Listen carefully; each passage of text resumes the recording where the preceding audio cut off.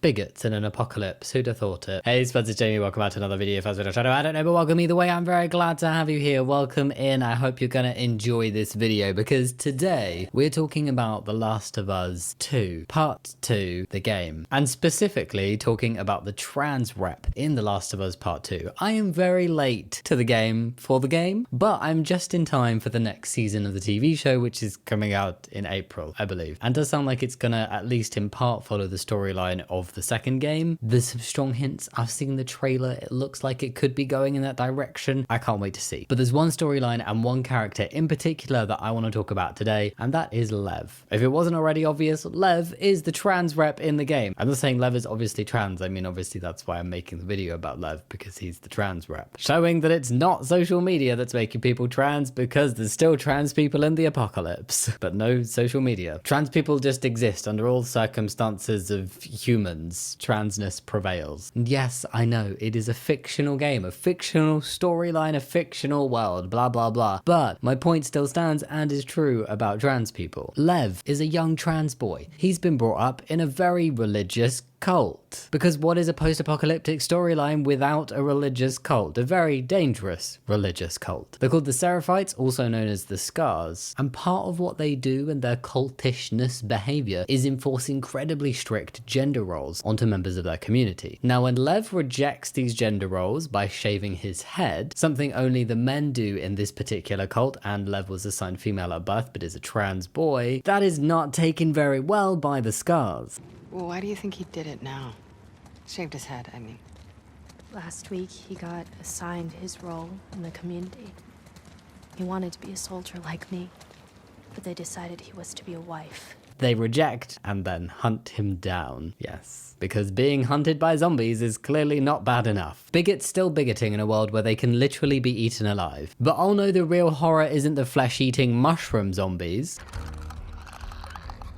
But instead, the real horror is trans people. To the Scars, at least, anyway. I feel like this is actually a super relevant metaphor for what's going on right now in the world for trans people and politics and everything. There's so much shit actually happening in the world and so many things that need fixing. But oh no, the bigots are focusing on trans people, among other marginalized communities. They like to spread their bigotry around. But they're not actually focused on the real issue, just like the Scars aren't actually focusing on the fact that they could be eaten alive by flesh-eating zombies. They are focusing on reinforcing gender roles and trying to hunt down anybody who goes against them. Fortunately, Lev does have an ally though. Thank goodness one person from his previous life can actually see sense. Yara is Lev's older sister and sticks by him, despite this meaning that she also has to leave her community and is rejected by the Scars, and is now a very big target to them. The trans inclusion in the game was received with positive reactions. Firstly, just for having that trans rep in such a major game, which is not something that happens very frequently at all. In fact, Lev has been described as the first ever transgender character in a blockbuster game. So a pretty big milestone, really not something that happens a lot and hadn't happened before. He's also one of the very few examples of a trans character in a AAA game. And it's always a positive to have authentic, sensitively handled trans storylines in prominent media. Plus, Lev was also voiced by a non-binary actor Ian Alexander, with there also reportedly being trans people in the development team of the game, so it definitely feels like they did the research and due diligence and inclusion to do this storyline justice. Despite this, the portrayal did receive some negative criticism, particularly on how intertwined Lev's transness is with trauma and suffering. But personally, having played the game, I'd say that every single character's storyline was incredibly trauma-filled and full of suffering for various different reasons. And I think Lev's storyline being so intertwined with being rejected for being trans really highlights the ridiculousness of bigotry overall, and then particularly like why the hell does bigotry exist under circumstances like an apocalypse? And I do think that can be seen as a metaphor of like why the hell does bigotry exist when we've actually got real issues going on in the world. Like, why are you worrying about somebody's identity when fungus spores are literally reanimating people to come and eat you? There are bigger problems. But I guess that is the point. However, saying that, I do understand and I can respect the perspective of why people are criticizing the game for Lev's portrayal and the suffering and the trauma being so intertwined with his identity, because the other characters seem to suffer trauma and difficulties that are more general to being in an apocalypse and not so closely knit with their identities. However, there's many back and forths. I think the criticisms are valid, but I'm personally more on the side of the positive reactions to this portrayal. I do think it was a more realistic portrayal that Lev, as a trans boy, didn't have a super easy journey. I'd have kind of been shocked if there wasn't a religious cult in a post-apocalyptic game or storyline or whatever, and then I'd be even more shocked if that super religious cult accepted a trans character. And in the end, Lev did have allies and a lot of hope throughout his journey. Plus, he doesn't get killed off. Big spoiler there, but yay! Before we get into some themes and a deeper look at the game and Lev's portrayal, I had another little comment that's not necessarily a criticism. I don't think it's a criticism. I'm not sure how I feel about this one, and I can both see it being a positive and a negative depending on the context. But as the player of the game, you never actually play as Lev. You play as Abby and Ellie. So you're only viewing Lev as a trans character through the lens of a cis character that you play as. I do think sometimes this can be a bad thing in media. There's certainly been some examples where this has not been done great, but this is mostly when that cis lens is not positive and really not understanding of that trans character, or when the whole storyline is focused on transness and the trans community, but we don't ever actually see that from a trans perspective. So I personally don't think that The Last of Us falls into this category, and I don't view it as a necessary thing. It makes sense with the gameplay that you don't play as all of the prominent characters that come up, and we do still hear from Lev directly on how he feels and his identity. I just wanted to mention it as a comment, as it's something else that the game has received a little bit of criticism for, but I personally don't view it as a negative thing in this context. So, Lev's storyline includes a number of themes that are quite relevant to trans people in the trans community, even away from an apocalyptic situation, and not all of them are negative. We see religious influences, which highlight the very real life difficulties that lots of trans people can face when they're coming from a religious background or a religious community or certain religious groups, where it's really not uncommon to find that trans people can be rejected by their religious community, and that community use their religion as an excuse to be bigoted. The game is no different, with the Scars cult using their view on the world as an excuse to reject Lev, because he broke their expectations of gender and gender roles within their group. But all of these rules are just arbitrary and ridiculous. They've just been made up, and the Scars are like, haha, we're gonna persecute you for this thing that we've decided is bad. This cult just wanted a reason to be angry, clearly, but this does also reflect the real life experience of many trans people, not the post-apocalyptic bit. Lev is also dead named and misgendered at various points in the game. Such a huge thing that I'd say most, if not all, trans people will experience at some point to some extent throughout their transition. I've never interacted with a trans person who has not personally experienced being dead named or misgendered, typically both. This happens to Lev when he comes into contact with his previous group, the Scars. I mean, of course, a murderous cult wouldn't respect somebody's name or pronouns, would they? Cannot expect too much from them. Did you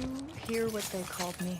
But there are also positive trans-related themes explored as well, including found family. Abby, a former WLF soldier, takes Lev in and accepts him and takes on this kind of guardianship and protective role over him, highlighting the very real and very prevalent experience for many LGBT+ people, where they may have been rejected by their family who raised them or the friends that they had before, and so have therefore gone on to find new family, new friends, a new group who accept them. And despite the criticisms that Lev's storyline is very focused around him being trans leading to him experiencing trauma and suffering, him as a character is not just all about his trans identity. He has depth to him. I think he's a pretty kick-ass character who can hold his own. He can hunt, he's great with a bow and arrow, he's brave, he's resilient, and he also, in my opinion, provides some form of relief to the overarching story of destructive revenge that we see in Abby and Ellie. Doesn't mean he doesn't also get angry and want revenge on the people who've wronged him, but really he just wants to live his life as himself, and doesn't seem to get as lost in the same level of anger and wanting blood as we see in the other prominent characters in the game. I think the game does a good job of kind of dripping Lev's storyline throughout and giving us little key moments with certain characters and certain interactions. So when playing the game, it's Abby who first encounters Lev and Yara after she's been captured by the Scars. They want to kill her. Lev and Yara stop that.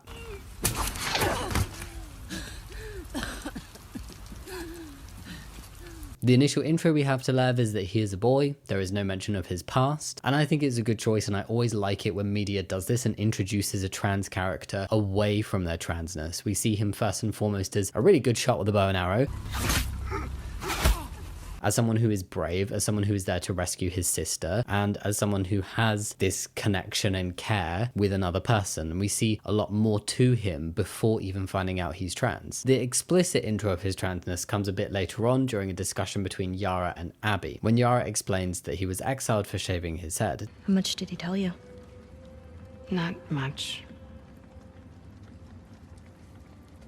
I heard some of your people calling him Lily.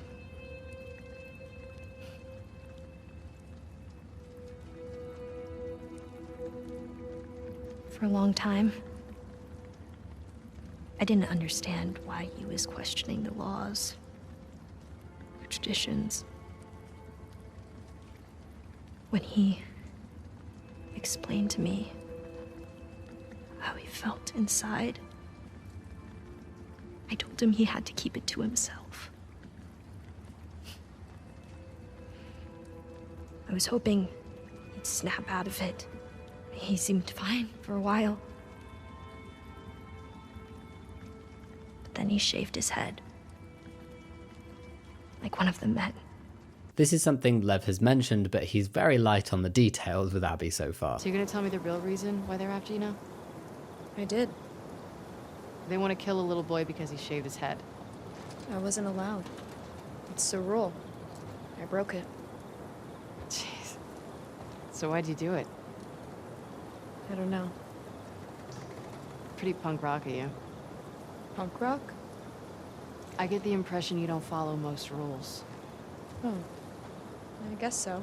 So Yara elaborates on this point and why they've both had to leave their previous community, and in the process making it clear that Lev is trans. Without actually saying the word trans, and I'm going to come back to this as a point later, so stay tuned. Abby reacts in a kind of quiet, accepting way, with Yara also admitting that in the beginning she maybe didn't have the best initial response, but that seemed to be mostly out of fear of what would happen to Lev rather than her not accepting his identity. But now Yara is a very fierce ally and supporter of Lev, literally having to run away from her own community too, and losing an arm in her support of him. We also see the instances where Lev experiences dead naming and misgendering from his previous community, and they also refer to him as the apostate. I didn't know what that meant until I googled it, and I'm going to put a little definition on the screen right now for anybody else who doesn't know what it means. This happens in front of Abby as well, and she asks him if he wants to talk about it, and he's like, do you want to talk about it? Do you want to ask me anything? And then the conversation moves on. It's all very like, okay, this is a thing, but it doesn't matter. We don't need to talk about it. Did you hear what they called me?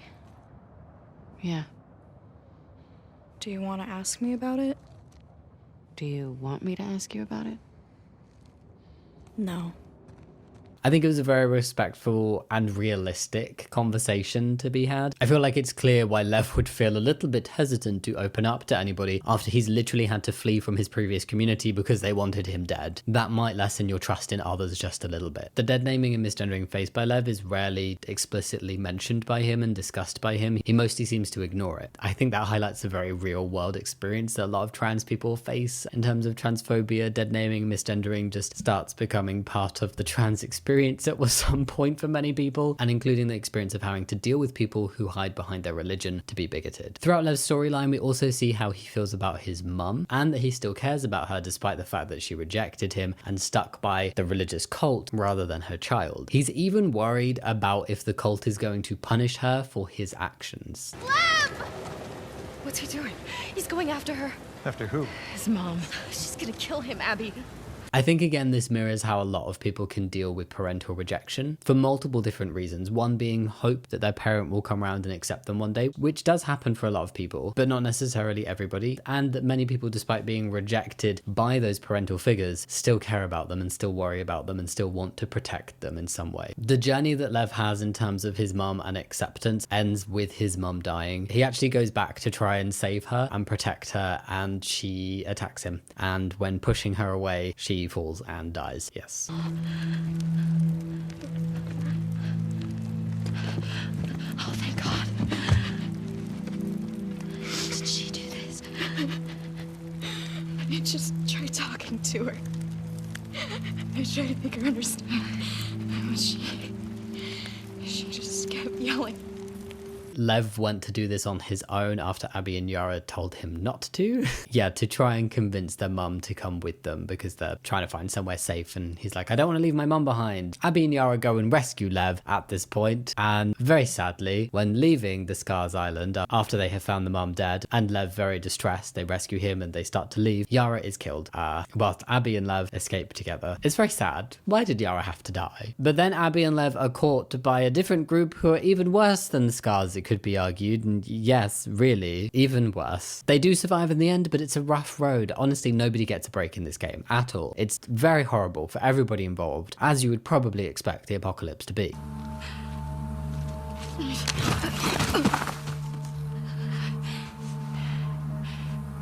Abby. But you know, at least the game really stayed away from the trope of killing off the LGBT plus characters. And Lev isn't the only LGBT plus character to survive the entire game. Oh no. Big yay. Thank you. That's another topic of discussion for another video, but it is cool. There's a lot of LGBT plus rep in The Last of Us 2, and Lev is just part of that. The Last of Us Part 2 was created by Naughty Dog, and they have received praise for Lev's portrayal because it's clear they put effort into trying to make it as authentic as possible, including having a non-binary actor play the voice of Lev. I would agree that it does seem like there was effort put into this storyline, and it wasn't just a trans character shoehorned in for the sake of diversity, but there was actually depth to this character. And despite the game being centered around an apocalypse and Lev experiencing trauma, both because it's an apocalypse, because he's trans, because the zombies trying to eat everybody,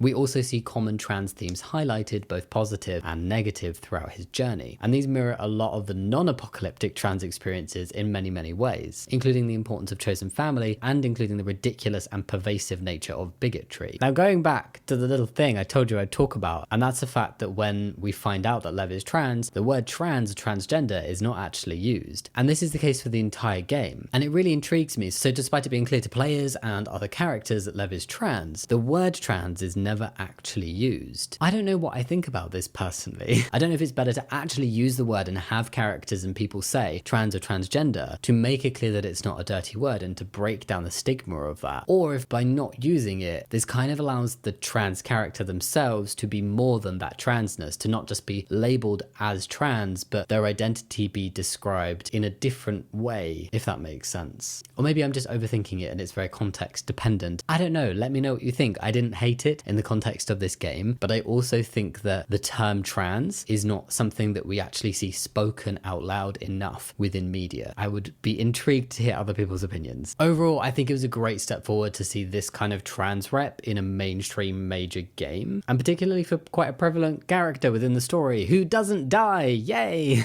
I'm really intrigued and very hopeful to see Lev's storyline be in the TV show. I really hope they include it. He's such an important part of the game. He literally saves Abby's life and they become a little duo. I could not imagine if they just left him out of the storyline of the TV show, but I've not really heard anything that he's gonna be in it, except one thing that I couldn't find any backing for. Just somebody was like, Lev's gonna be on the TV show, and then I couldn't find anything actually to evidence that. But I really hope they do have that storyline, and then I hope even more that they do that storyline well. The only trailers I've seen so far do not seem to have Lev in. I have watched them multiple times. I'm very excited for this TV show. I loved the games. I did like the first season. I'm really, really interested to see where the second season goes. I could not see Lev, but then saying that, they're very short trailers, and I could barely see Abby, and she's like, you know, the second protagonist. You know, she's the second person you play as in the game. She's like one of the main characters. So I don't think it was a surprise that Lev was not in there, nor was Yara. Yeah, I want to see what they do with it in the TV show, and I really hope they do cover this storyline. It's very important. That's it for The Last of Us 2. That is my little summary. I loved playing the game. I really enjoyed the storyline. I ended up actually disliking a lot of the characters because of this destructive revenge thing that was going on. I was like, oh my god, you're all just horrible people. But I do actually think that Lev and his sister Yara were nice. They were good characters, you know? They fled this religious cult to be themselves and support each other, and it was really sad that Yara died, but I'm really glad they didn't kill Lev, and I do think the trans storyline was done well. I think it was realistic that he faced a lot of hardship, and that a chunk of the trauma that he experienced in this post-apocalyptic world was completely intertwined with him being trans. To me, that was realistic, but I also appreciate probably very difficult for a lot of people, quite hard hitting, quite dark. Yes. And it's not really much of a silver lining that he experienced trauma away from being trans as well, but everybody's traumatized when the zombie's trying to eat you. I wanted to finish this video by talking about some other games that have trans rep. One that I have played personally and really enjoyed was Tell Me Why. And this is where like literally the main character, the character that you play as, is a trans guy. I personally loved it. I didn't love every bit of the game, but I really enjoyed being able to play a game where the protagonist was a trans man. And there was a lot of depth to the character still, whilst his trans story was important and it was woven throughout. And I do think it was well done. And I do want to do a deep dive into that game as well. So keep an eye out. I'm going to do that. I might even replay it a bit and do some playthrough of that. I'm looking forward to it. Yeah. So go comment a little mountain emoji because that appears in the game. It's part of it. If you'd like to see me cover Tell Me Why on the channel. And then there's also a bunch of other trans characters in other games. I have not played these games myself, but I have read that the trans rep is at least decent, pretty good, you know? And these are just in terms of more well-known franchises. There are a ton of indie games out there that have a lot of great trans rep. I am not the most knowledgeable about it. If you want to share, I would love to receive some of that knowledge. So please go leave some comments down below of your favorite games. They can be big games, they can be tiny games, they can be in-betweeny sized games that have some really good trans representation in. And also let me know if you'd like me to talk about them because I think it would be fun. Anyway, the ones I've heard about are Dragon Age Inquisition, Far Cry 6, and Cyberpunk 2077. So if you want to check any of those out, or if you know any more information about those ones and you want to let other people know in the comments, go for it. As far as this video goes, that's it. And I really appreciate you watching it and sticking it out. And I hope you enjoyed it. And if you've played The Last of Us 2, let me know, and let me know what you thought of Lev's trans storyline and the game overall. And yeah, let me know if you'd like to see more of this type of content. And as always, I'll see you next time. Much love. Bye. Oh, if you like the video, maybe think about liking and subscribing, but you don't have to. Bye.